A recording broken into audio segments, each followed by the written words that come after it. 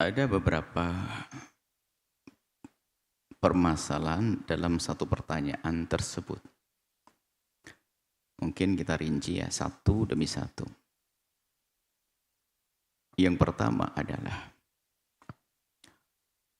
wanita karir mungkin, wanita yang punya penghasilan lebih. Kami ingatkan kepada para wanita yang diberi oleh Allah, diuji oleh Allah dengan kemudahan mencari rizki, sementara suaminya tidak. Atau iya, suaminya sudah oke rizkinya, tapi sang istri punya keahlian lalu dia mencoba berkarir, bisnis. Ini pembahasan khusus bahwasanya perempuan mencari rizki bukan dilarang. Biarpun pada dasarnya yang mencari rizki adalah sang suami, istri cukup cantik di rumah. Makan, macak, mapan, sudah tidur, dandan sama makan, itu istri. Di rumah, aslinya seperti itu. Cuman kalau seandainya seorang istri ingin berusaha mencari rezeki, bukan dilarang, tentu dengan rambu-rambu. Yang pertama adalah tentu restu sang suami. Izin sama sang suami, tapi izin yang benar, bukan izin yang menyeramkan. Kalau izin menyeramkan ya bukan minta izin namanya, ngancam, bang ini selalu kurang, utang banyak, tagihan nggak beres, ini itu dan sebagainya. Saya mau kerja, izinin enggak? Nah ini, ya, gitu ketakutan suami. Ngomong yang baik, abang kalau saya kerja bagaimana kira-kira? Minta pendapat yang baik. Ini demi keridhaan Allah dan Rasulnya. Anda tidak usah sombong, hai perempuan. Anda akan mulia dengan pencerahan hari ini. Coba. Berbisnis bukan dilarang. Anda sebagai wanita. Pertama izin suami. Yang kedua pekerjaan Anda adalah pekerjaan yang terhormat. Tidak bakal merusak hati Anda karena mungkin sering urusan dengan laki-laki. Hati-hati. Pokoknya menjadikan Anda terhormat. Kerjaan terhormat. Yang ketiga pekerjaan Anda halal. Kalau kerja haram juga ngapain. Yang keempat tidak meninggalkan pekerjaan yang lebih penting. Yang lebih penting urusan keluarga dan sebagainya. Anak. Selagi itu aman, izin suami, pekerjaannya terhormat, halal, tidak menjadikan teledor urusan kewajiban yang lebih penting. Yang kelima ini jauh lebih penting. Pastikan bahasanya ini, dirimu bisa semakin tawadhu, tidak menjadi sombong. Sebab ini rata-rata perempuan itu kan aslinya lembut, lemah, lembut, yang dikasih sayangi. Sehingga perempuan ini yang lembut ini seperti lemah lembut itu. Sehingga di saat mulai sedikit bisa itu mudah berubah cara berpikirnya. Sehingga di saat seorang istri mulai bisa, itu yang tampak biasanya muncul sedikit sombong. Bahkan bisa banyak sombong. Kalau ngomong sama orang bisa lembut, tapi sama suami mulai ngangkat suara. Karena merasa dia gajinya lebih tinggi. Berarti ini awal kehancuran rumah tangga. Kalau Anda menjadi seorang wanita karir, pastikan Anda semakin tawadhu. Karena ujiannya adalah semakin sombong. Sehingga kalau semakin sombong ini, kalau punya masalah sedikit, yaitu tadi mungkin ngusir suami dan sebagainya, atau bahkan mohon maaf, mudah minta cerai. Dan karena dia punya uang sehingga bisa ngurus perceraiannya. Sehingga banyak janda-janda itu adalah karena dia kaya, hati-hati. Karena dia banyak duit lalu dia ingin mencerai seenaknya sendiri. Setelah itu baru menyesal. Ini nasihat indah buat para wanita. Padahal kalau dia lagi nggak punya uang, punya permasalahan dengan suami, diem sedikit, sabar, besok langsung hamil positif hamil kembar 3. Tapi gara-gara dia punya duit langsung marah. Aku bisa kok. Aku bisa. Cerai enggak apa-apa. Ayo, bisa. Ayo. Waduh, serem sama suaminya.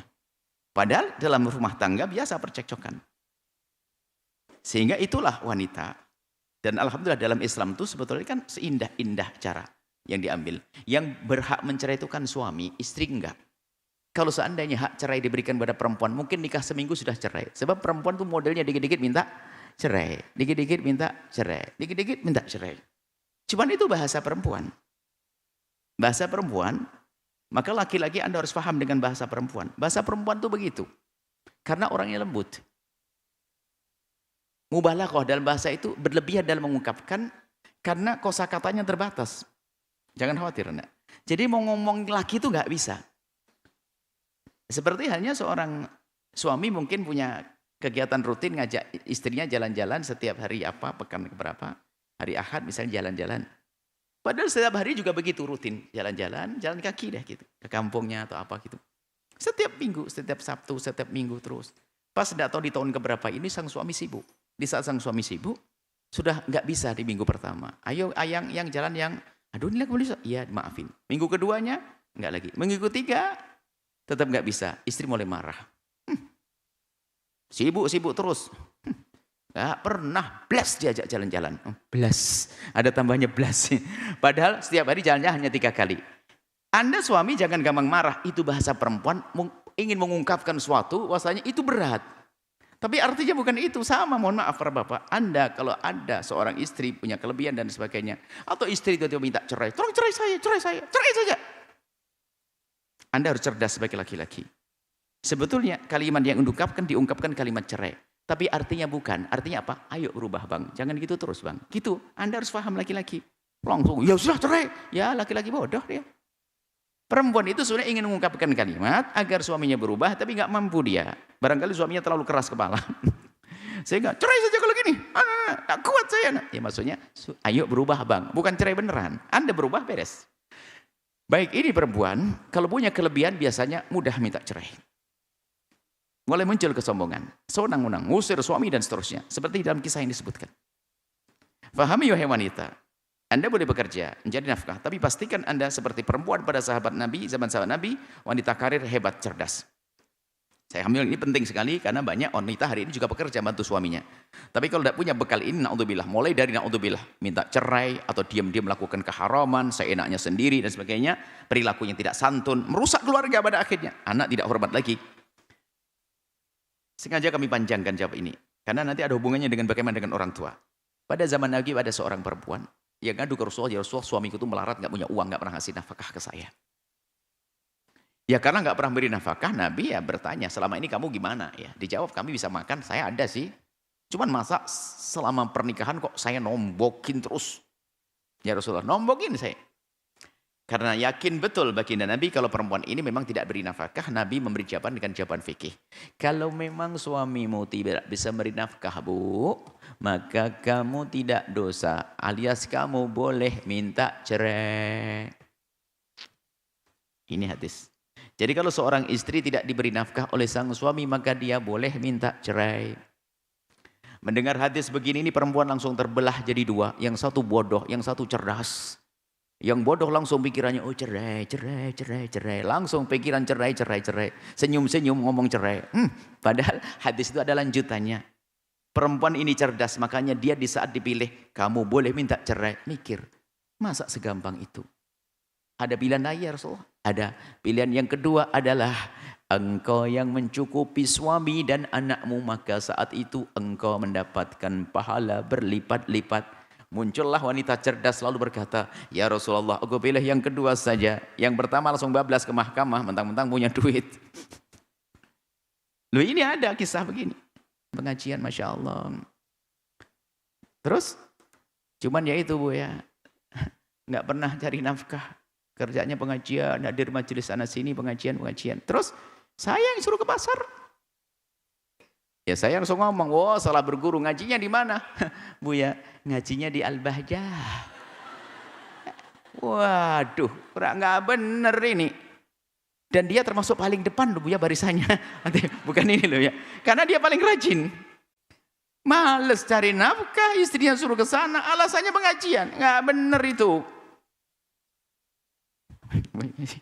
Kata ibu-ibu paling termasuk depan, barisan depan. Bukan ini, tapi pokoknya depan. Dia rajin ngajinya. Masya Allah kalau ngaji. Wah, semangat. Tapi dia dungu, tidak mencari nafkah. Alasannya ngaji. Istrinya istri yang baik, polos, nggak berani melarang. Pengajian, hadir majelis Bu Yayah. Ya. Pakai alasan. Pulang kerja sana. Baik, ini suami sisi lain seperti itu. Kalau Anda sudah bekerja dan mencoba bekerja, cari rezeki, kok nasibnya bangkrutan, itu lain cerita. Anda pun tidak dosa nggak ngasih makan anak istri, karena memang Anda sudah bekerja. Tugas Anda bekerja, bukan tugas Anda ngasih makan. Kalau ada seorang suami melarat nggak punya apa-apa, istrinya kelaparan, tidak dosa, karena dia sudah usaha. Nggak boleh nyuri. Baik, ini yang pertama lah. Kemudian setelah itu, nah ini dalam kisah tadi kan perempuannya gajinya lebih tinggi, setelah itu menjadi mentang-mentang. Suaminya diusir. Maka kami ingatkan barangkali wanita itu mendengar suara ini, Kalau memang rezeki Anda lebih banyak, Anda bersyukur. Padahal dia sudah dalam kemuliaan yang dahsyat. Pertama apa? Sepakat suaminya suruh ngurusi anaknya di rumah. Karena istrinya gajinya tinggi. Kan? Sampai bisa menolong anak-anak suaminya selama 2 tahun. Dia hebat, wanita itu dalam kemuliaan. Bisa mencukupi keluarganya. Suaminya mengurusi anak-anaknya. Sang istri tetap bekerja. Tinggal ditata hati. Dan bahkan sang suami itu kayaknya sudah pernah menikah. Lalu pisah atau bagaimana. Punya anak 2. Dan sang suami wajib beri nafkah dan sudah ada komitmen istrinya akan membantu. Ya silahkan, bagus berkomitmen semacam itu. Biarpun sesungguhnya nafkah anaknya sang suami tetap atas suami. Cuman kan istri sudah bersepakat, kamu tidak usah kerja bang, kamu di rumah saja. Lu sah aja begitu, boleh-boleh aja.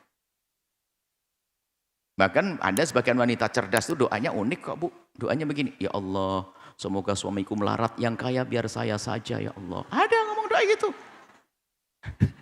Boleh dong. Yang penting rumah tangga cukup dan tidak sombong kan.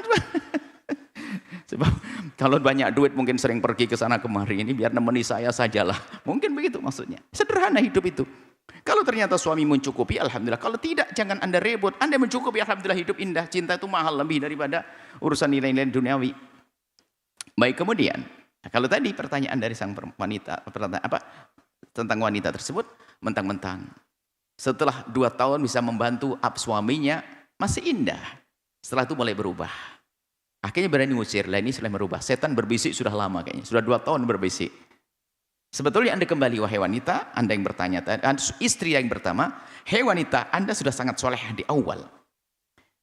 Komitmen suami ngurusi keluarga, Anda bekerja, mungkin Anda berbakat bisnis, Anda bisa membantu suami, dahsyat. Kenapa Anda tinggalkan kebaikan itu? Bahkan mungkin Anda membantu keluarga suami, tidak ada masalah. Kalau orang baik tidak batas, bahkan anak tetangga pun Anda urusi, kalau perlu Anda biayai kok. Kenapa membatasi dengan anaknya suami? Lebih dari itu kalau perlu, mungkin ada seorang pebisnis miliarder kaya raya. Jangankan anak suami. Anaknya siapa saja kalau perlu saya bantu, saya bantu. Sampai derajat itu seharusnya Anda. Sekarang mundur. Anak suami. Alhamdulillah.